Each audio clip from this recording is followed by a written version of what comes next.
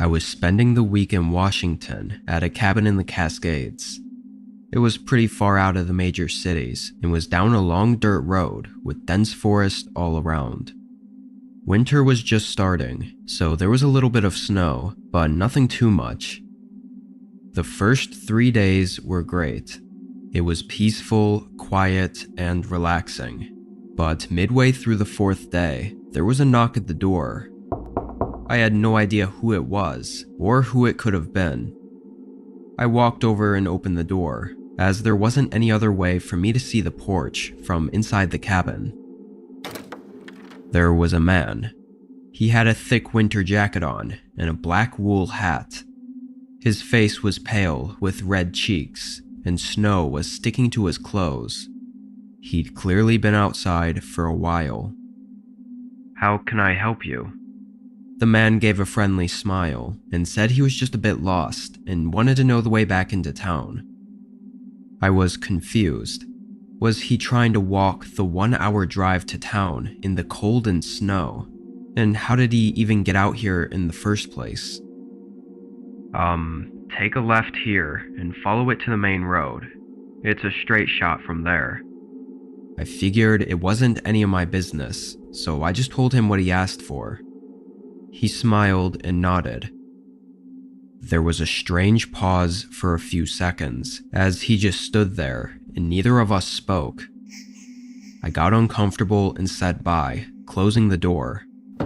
I heard his boots walk off the porch soon after.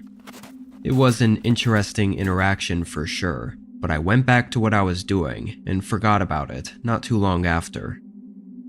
Several hours passed. The light snowfall from earlier had started to pick up, which made me a little nervous because I wasn't sure how my car would handle the dirt roads with thick snow. To keep an eye on the weather, I went to the back door and pulled the curtains back so I could have a view from the living room. When I did, I was kind of startled. There were shoe prints in the snow, walking around the back of the cabin. Again, I was so far out that anyone just walking around here was very strange. It was hard to tell how fresh the prints were though. I wasn't sure how long the snowfall had picked up for, so it could have been as long as several hours ago, or as soon as just a few minutes ago. My mind immediately thought back to the man who came by the door earlier. Had he gone around the cabin before going up to the door? Maybe he thought the cabin might be empty and was snooping around to find out. That would be really creepy though. I felt really uneasy after seeing those shoe prints in the snow. It didn't help that the sun had already set too. It was too dark, cold, and windy outside to even try to look around. I closed the curtains and went around to make sure all the doors were locked, then turned off all the lights and went into the bedroom. There wasn't a TV in there or anything, so I just pulled up a video to watch on my laptop as I laid in bed. I was trying to relax and shake the uneasy feeling I had. It took a while, like probably an hour, before I was feeling better. The steady sound of the snow outside in the dark cabin room started to make me sleepy.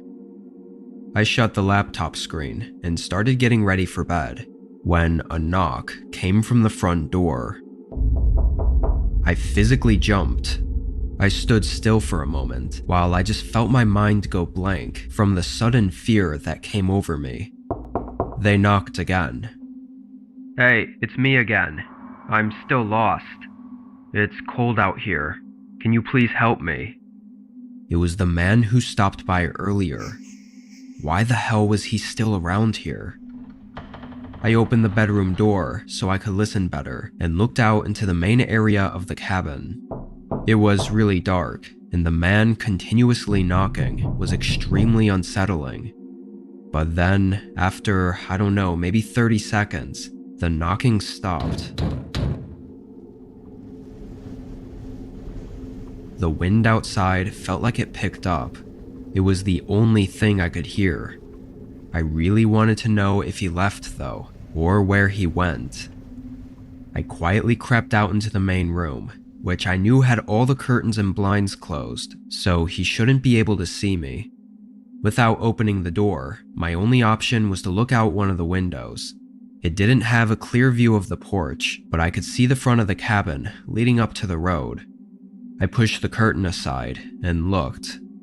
I could see a set of footprints going up to the porch, but none leaving. He must still be at the door.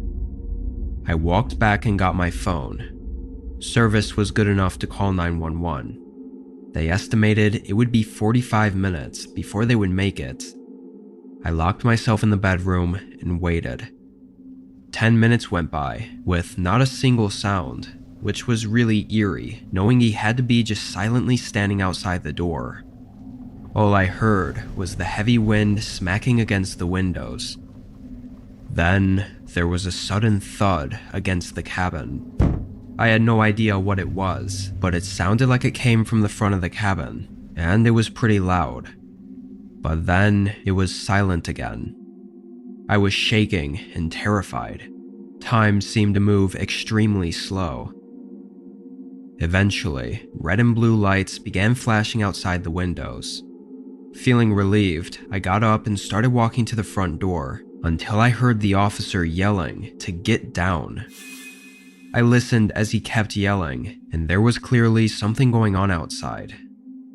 Then that thud sounded through the cabin again, followed again by the officer yelling. Turned out the guy actually never left. He had climbed onto the roof of the cabin, and I guess was just sitting up there, waiting. Maybe for me to forget about it, and try to find a way in the middle of the night. I don't know. The officer made him get down and arrested him for trespassing. Other than that, the guy did well not to admit to trying anything. It seemed like he'd been outside around my cabin for the entire day though, which is really disturbing. What he was really trying to do is unknown, but it likely was something really awful.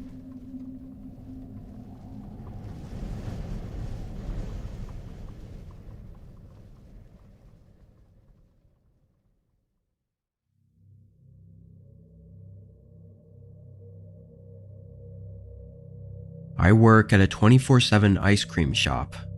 It's a really small place, like one room that maybe 10 customers could stand in at a time. The place was actually pretty popular in our small town though. It was a common hangout spot for high schoolers because the parking lot was pretty big and had unoccupied or abandoned shops next to it. It was like a strip mall, except only the ice cream shop was still open. Usually the crowds were gone by 10 though, and it would just be the occasional group of kids stopping by in the middle of the night. I worked part-time overnight shifts, typically from 11 p.m. to 4 a.m. This night, I got in and did the usual, cleaning up the mess the previous workers left for me. It only took about 30 minutes, so after that, I just sat back and waited. Around 1 a.m., a group of teens came in, but other than that, it was dead. Halfway through my shift, I got so bored that I decided to do some extra cleaning up around the back. I tossed a bunch of garbage out and headed outside to toss it into the dumpster.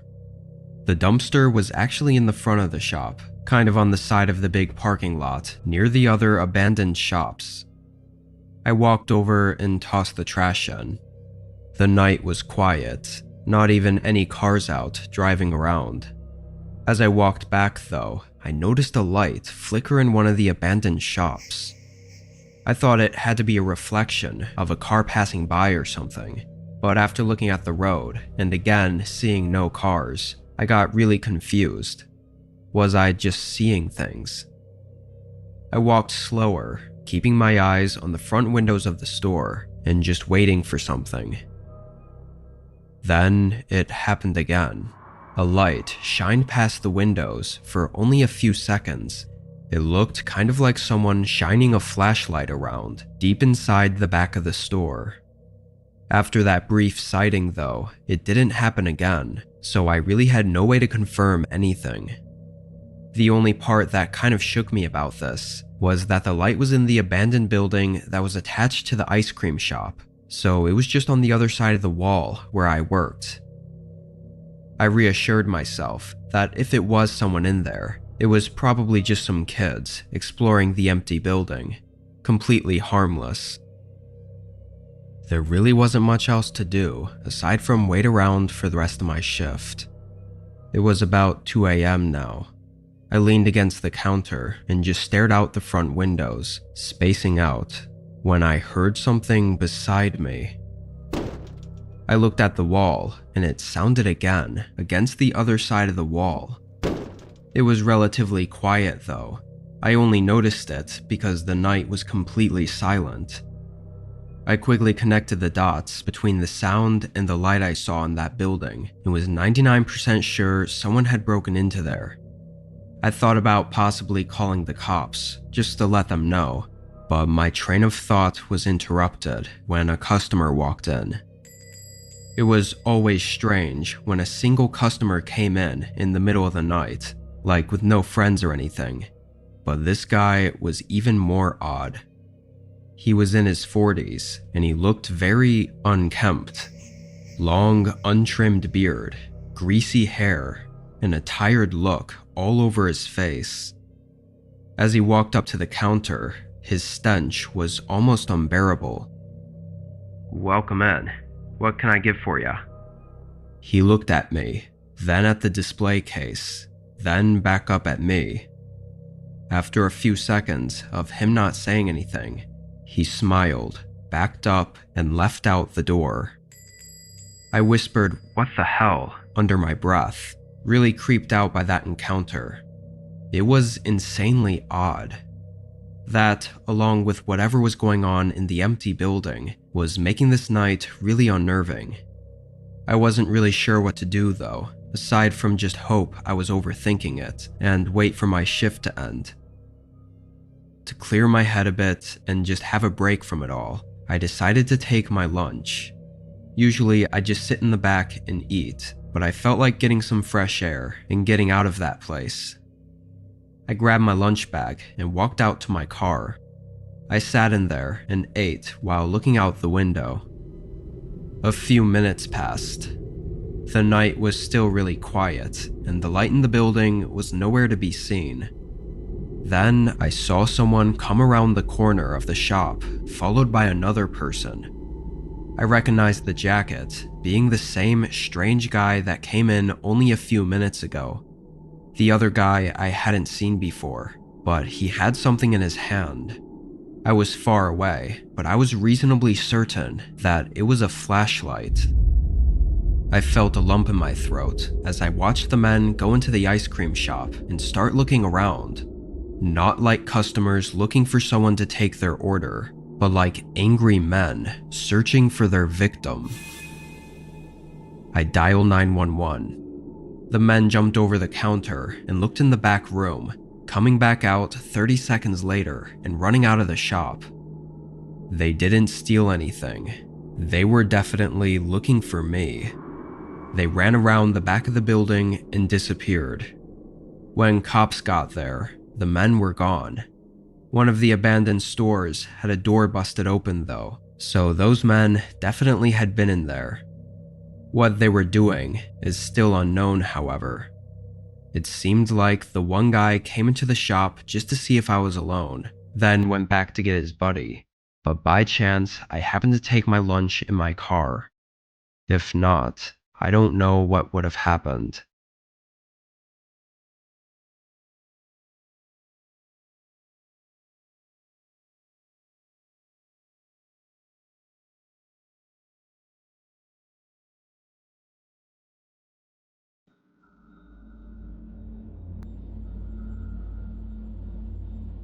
I live in a pretty old apartment. It was just cheap enough for me to live alone in it, so that was the only reason I lived there. It definitely had its issues though. Anyway, this was a regular night after getting out of work. It was late, but I'd actually gotten out of work 2 hours early, so I got home and heated up dinner, then sat on the couch to watch TV for the rest of the night. I was really tired already and wasn't planning on staying up late. The dim lighting and the soft TV only made me more sleepy. I think I was only home for an hour before calling in for the night. I turned off the TV, went to my bedroom, and fell asleep within 5 minutes. I didn't remember the weather being windy that night, and I only mentioned that because a few hours later, I woke up to a creaking sound. The building was old, so any light wind would often make it sway and cause these echoing creaks and rumbles through the walls. But again, I didn't think it was windy out, and the creak I thought I heard wasn't the same as it usually was. As all these thoughts ran through my head, the creaking started again, and it didn't stop. It was almost in this rhythmic pattern. One creak, followed by a second of silence, then another creak, again and again, sounding like it was from somewhere on the other side of my apartment. I got out of bed. My heart was pacing, but I still wasn't totally convinced that it wasn't the old building. I opened my bedroom door. There was a hallway that led down to the front door, and at the end on either side was the kitchen and living room. I looked down the hallway as I could now hear that the creaking was coming from the left side.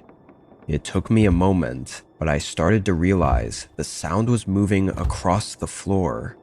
And by the time I noticed it getting louder, I couldn't even react before seeing a figure suddenly appear at the end of the hallway. My entire body tensed up and froze, but the man didn't look down at me. They kept walking, slowly across the end of the hallway. They just stared ahead, never looking down the hallway. Adrenaline pumped through me, and I moved back around the corner into my room. I didn't close the door, scared of making a sound. The creaking continued through the kitchen. A few times they stopped, and it sounded like they opened and closed a few of the cabinets before walking again. My heart was racing even faster. How did he get in? And it had to be only a matter of time before he came walking down the hallway. Just as I was thinking this, I saw his shadow move toward the end of the hallway, but again, he walked past it. The creaking moved through the living room, and then I heard the soft squeak of them sitting on my couch. Everything about this made no sense, making it even more horrifying. I crept over to my bed and got my phone, then texted 911. I was still too scared to call and risk them hearing me. The next 3 or 4 minutes were just full of tension and anxiety, knowing this guy was just on the other side of my apartment, sitting on my couch, and could at any moment get up and walk into my room. But he never did. I got a text that the officers were in the building and coming up to my door, so I gathered up my courage and sprinted down the hallway and opened the door for them. They stormed in and tackled the guy, who'd barely even gotten up from the couch. I didn't recognize the man at all. Apparently, he climbed up the side of the building and onto my balcony on the second story, which didn't even have a lock on the sliding door. It seems almost impossible that this wasn't a specific break-in at my place, but the man denied everything, said he was just trying to rob a random apartment, even though he had taken nothing and didn't even have a backpack to haul stuff in. I mean, he even sat on my couch and just chilled there, like he was waiting for something. Plus, it would have been way easier to rob a first-story unit. Part of me wonders if me getting out of work early had anything to do with this. Like, did the guy somehow know my schedule, and was that why he was sitting on the couch, thinking I wasn't home yet, and waiting for me? There's really no way to know. I think it's the uncertainty of what the man was doing that really makes this event so disturbing. Like, would he try it again in the future? And was he really targeting me? Or was I just incredibly unlucky? I'm really hoping I don't have to come back with another story in the coming years.